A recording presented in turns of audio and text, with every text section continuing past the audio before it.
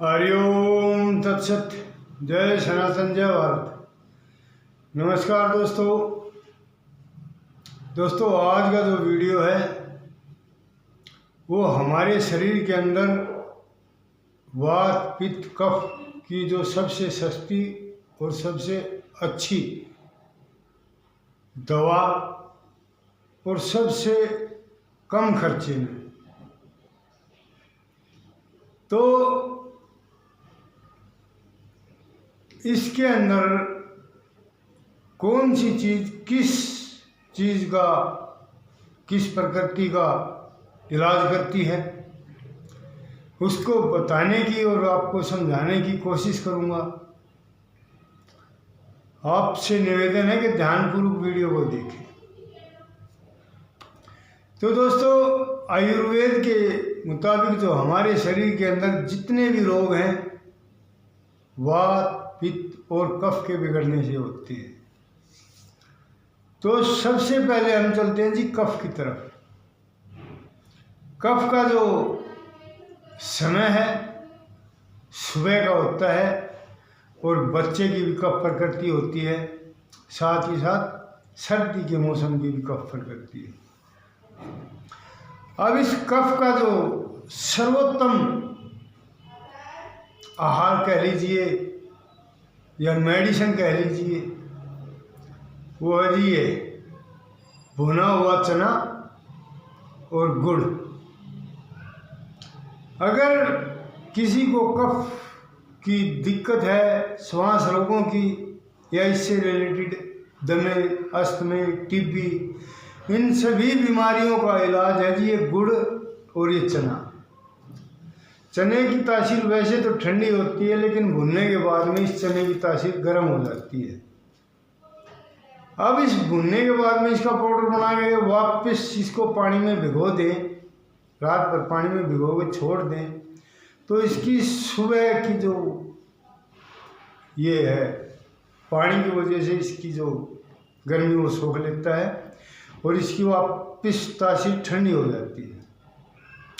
तो हमें इस भुने हुए चने और गुड़ का इस्तेमाल, जिस मेरे भाई को कफ के रोग हैं, सांस से रिलेटेड कोई भी रोग, क्योंकि कफ के रोग हमेशा सीने से ऊपर ऊपर होते हैं, गले के, नाक के, कान के, आँख के, श्वास के जो भी रोग हैं वे कफ के रोग हैं।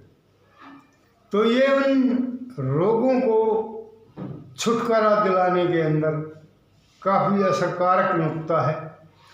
कफ की प्रकृति मैंने बताया बच्चों में और सुबह सर्दी के मौसम में और सुबह के समय में बढ़ती है। बच्चों को या जिसको ये कफ की समस्या है, गुड़ चना और ये तिल का तेल है जी, इसकी मालिश अगर रोज़ की जाए, रोज़ ये खिलाया जाए।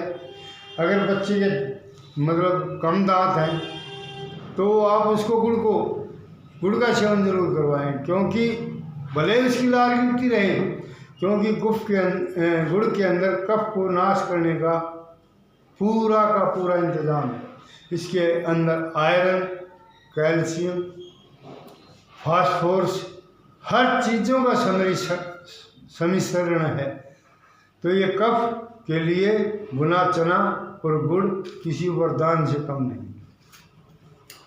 अब आ जाते हैं जी पित्त की तरफ। पित्त हमेशा दोपहर के समय में, गर्मी के समय में और जवान जो हमारी अवस्था होती है उसमें पित्त बढ़ता है। तो पित्त का जो शमन करता है घी सब्जी में डाल के जरूर यूज करो। घी जो है पित्त का शमन करता है, पित्त का नाश करता है। इसके साथ साथ ये जो नीम है, नीम भी पित्त का शमन करता है। नीम की तासीर ठंडी होती है। इसको जो ये कच्ची कुबले आती हैं इसकी गर्मियों के अंदर, दोपहर के समय में वे कच्ची कुपले एक मुट्ठी तोड़ लें और उनको चबा लो। ये भी पित्त का शमन करती हैं। तो ये दो चीजें होगी जी, नीम घी, दोपहर का समय, जवानी का टाइम, पित्त को शमन करने की इससे अच्छी और असरकारक औषधि कोई नहीं है जी। अब चलिए जी, चलते हैं वात की तरफ। वात का समय बरसात का, बुढ़ापे का और जो कैल्शियम की कमी से वात का रोग बढ़ता है। इसके अंदर सबसे असरकारक दवा है जी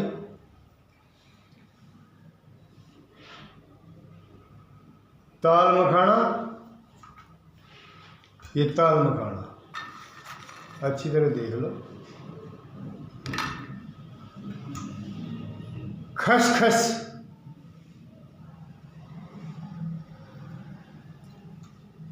ये तिल, सोते समय या तो इनको एक मुट्ठी ताल मखाना, 2 चम्मच खसखस और 1 चम्मच तिल चबा के, अगर पित्त की समस्या नहीं है तो हल्का गर्म दूध इसके साथ पी ले, या फिर इसका पाउडर बना ले, तीनों को घी में भून के। तीनों का पाउडर बनाने के लिए, बनाने के साथ 1-1 चम्मच, मतलब ये होगी 1 चम्मच तिल की, 1 चम्मच ताल मखाने की और 1 चम्मच खसखस की। तो ये 3 चम्मच आप दूध में डाल लो और उस दूध को पी लो। वात की सभी समस्याएं खत्म। साथ ही साथ कैल्शियम का सबसे सस्ता और सबसे अच्छा स्रोत आयुर्वेद के अंदर चूना बताया। तो चूने को आप सुबह दाल, दही, छाछ, सब्जी के अंदर भोजन के साथ ग्रहण कर सकते हो।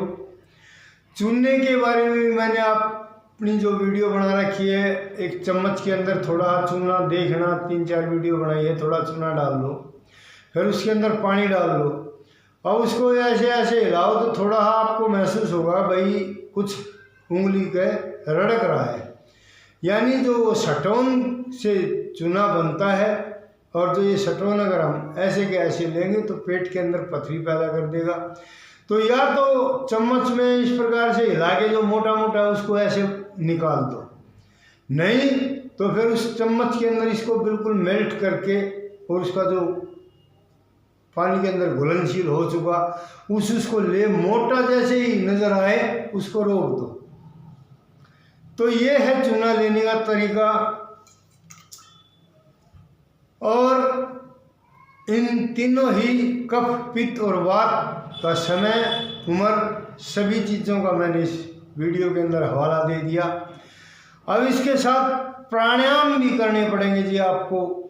कौन सा प्राणायाम किस रोग को ठीक करता है? तो हमारी जो कपालभाति है इसकी तासीर गर्म है। इसके साथ साथ भस्त्रिका,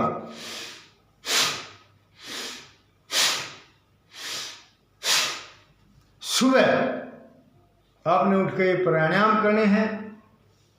कफ के, अस्थमे के, दमे के सभी रोगों के अंदर ये कपालभाति और भस्त्रिका बिल्कुल कारगर प्राणायाम है। अगर ये आपको अच्छी तरह से नहीं आते कमेंट कर देना, मैं बता दूंगा। अब पित्त के अंदर जो प्राणायाम जो पित्त को शमित करता है, पित्त को कम करता है, वो है प्राणायाम शीतली और भामरी। शीतली प्राणायाम दोनों जाड़ को एक दूसरे के ऊपर ऐसे सटाओ, जोर से श्वास लो और ओम कहते हुए इसको छोड़ दो। देखो,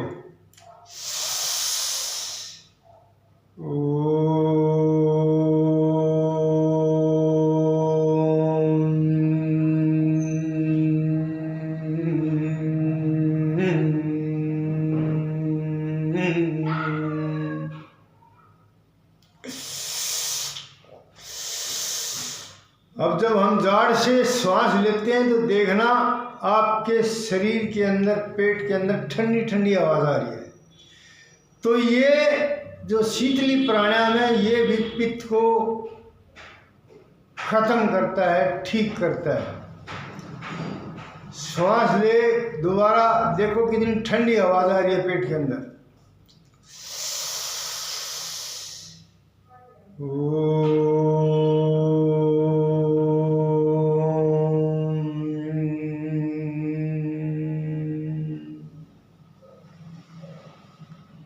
तो पित्त के ये 2 प्राणायाम हो गए। अब आया जी वात का। वात के सर्वश्रेष्ठ प्राणायाम है अनुलोम विलोम, परशुराम प्राणायाम और वशिष्ठ प्राणायाम। परशुराम और अनुलोम विलोम तथा इसके साथ साथ नाड़ी शोधन। इसमें हमें अनुलोम विलोम कैसे करना है, जो भी आपकी नोस्ट्रल चल रही है उससे स्टार्ट करो। उस नासिका से श्वास भरी, उसको कुछ देर बंद करके रोक लो। अब दूसरी तरफ से श्वास को पूरी तरह से, दूसरी जो नोस्ट्रल है, श्वास को पूरी तरह से बाहर फेंक के फिर उसको कुछ देर तक रोको। फिर उसी नासिका से सांस लेना है जिससे हमने अभी छोड़ी थी। फिर जिस नासिका से हमने सांस भरी थी उस नासिका से श्वास निकाल देना है। ये हुआ जी हमारा जो अनुलोम विलोम है।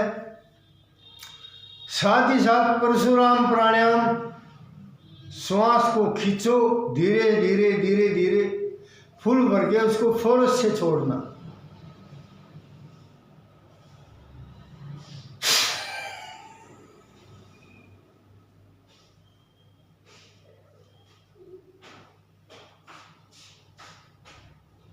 छोड़ने के बाद भी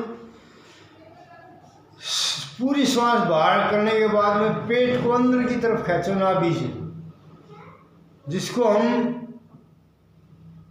जो अग्निसार क्रिया कहते हैं, वो उस प्रकार से अग्निसार क्रिया जिस प्रकार से करते हैं। और वशिष्ठ प्राणायाम के बारे में भी मैंने बताया हुआ है कि वशिष्ठ प्राणायाम जो है किस प्रकार किया जाता है। वशिष्ठ प्राणायाम पीठ के बल लेटकर पहले तो श्वास को पूरा भरो, पेट से भरना स्टार्ट करो, छाती तक लेके आओ।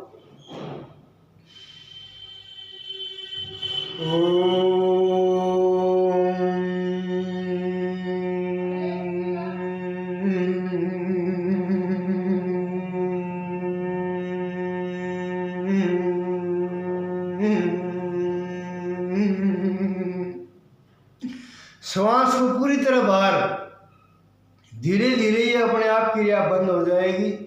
तब आपके ये हाथ जैसे ये ऊपर होते हैं ना, फेफड़ों का जो है फैलाव हो जाता है। श्वास को पूरी तरह खींच के और इस तरह जितनी देर तक आप रोक सको रोक लो। ये क्या है कि आपके शरीर के अंदर ऑक्सीजन का लेवल बढ़ा देगी। ऑक्सीजन का लेवल बढ़ाते ही जो आपकी वात प्रकृति है वो धीरे धीरे ठीक होने लग जाएगी। तो दोस्तों ये मेरा